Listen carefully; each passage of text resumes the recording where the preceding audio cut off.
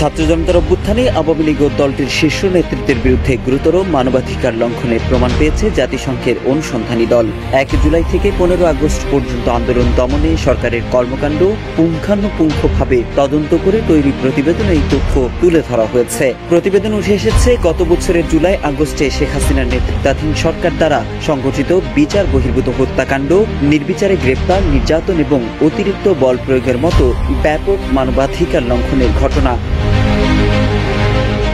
প্রতিবেদনে বলা হয়, নির্যাতন, হত্যা ও নির্বিচারে গ্রেপ্তারের ঘটনায় আওয়ামী লীগের সঙ্গে যুক্ত বিভিন্ন গোষ্ঠী, সংগঠন, বিভিন্ন নিরাপত্তা ও গোয়েন্দা সংস্থার সদস্যরা জড়িত।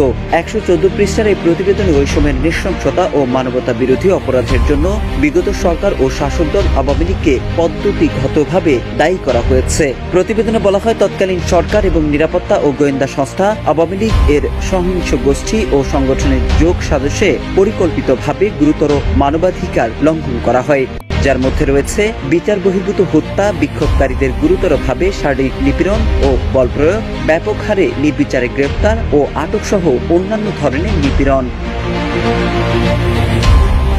প্রতিবেদনে বলা হচ্ছে, ১৮ জুলাই সন্ধ্যায় তৎকালীন স্বরাষ্ট্রমন্ত্রীর সভাপতিত্বে একটি কোর কমিটির বৈঠক হয়, যেখানে পুলিশ, র্যাব এবং বিজিবি প্রধান ও গোয়েন্দা কর্মকর্তারা উপস্থিত ছিলেন। ওই বৈঠকে তৎকালীন স্বরাষ্ট্রমন্ত্রী অন্যান্য নিরাপত্তা সংস্থার ঊর্ধ্বতন কর্মকর্তাদের সামনে বিজিবি কমান্ডারকে আরও দ্রুত প্রাণঘাতী শক্তি প্রয়োগের নির্দেশ দিয়েছিলেন। প্রতিবেদন তৈরিতে OHCHR যেসব ঊর্ধ্বতন কর্মকর্তা সাক্ষ্য নেয়, তাদের অনেকেই জানান, স্বরাষ্ট্রমন্ত্রীর বৈঠকের একদিন পরেই তৎকালীন প্রধানমন্ত্রী নিজেই নিরাপত্তা বাহিনীর কর্মকর্তাদের নিয়ে একটি বৈঠক ডাকেন, যেখানে তিনি বিক্ষোভ দমনে বিক্ষোভকারীদের হত্যা করতে বলেছিলেন এবং বিশেষভাবে বিক্ষোভের নেতৃত্বদানকারীদের গ্রেপ্তার, হত্যা এবং হত্যার পর লাশ লুকিয়ে রাখার নির্দেশ দিয়েছিলেন।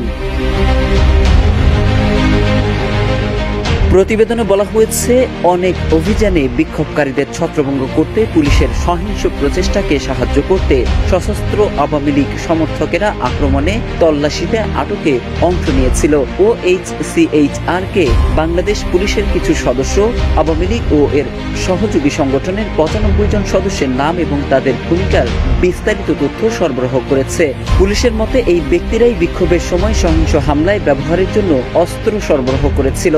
অস্ত্র সরবরাহ যাদের করা হয়েছিল তাদের মধ্যে ১০ জন তৎকালীন সংসদ সদস্য, ১৪ জন স্থানীয় আওয়ামী লীগ নেতা, ১৬ জন যুবলীগ নেতা, ১৬ জন ছাত্রলীগ নেতা এবং ৭ জন পুলিশ সদস্য। প্রতিবেদনে বলা হয়, বিক্ষোভ চলাকালে প্রায় ১৪০০ জন নিহত হয়েছেন, যাদের বেশিরভাগই মিলিটারি রাইফেল এবং প্রাণঘাতী শটগানে নিহত হয়েছেন। নিহতদের মধ্যে ১২ থেকে ১৩% শিশু। প্রতিবেদনে বলা হয়, পুলিশ এবং র্যাবের তথ্য অনুযায়ী ১১৭০০ জনেরও বেশি মানুষকে গ্রেপ্তার এবং আটক করা হয়েছিল। পুলিশ এবং অন্যান্য নিরাপত্তা বাহিনী শিশুদের টার্গেট করে হত্যা করেছে, ইচ্ছাকৃতভাবে পঙ্গু করেছে, নির্বিচারে গ্রেপ্তার, আটক, নির্যাতন এবং অন্যান্য নিপীড়ন করেছে। নারীরা যৌন ও লিঙ্গভিত্তিক সহিংসতার শিকার হয়েছেন, যার মধ্যে ছিল শারীরিক সহিংসতা ও ধর্ষণের হুমকি।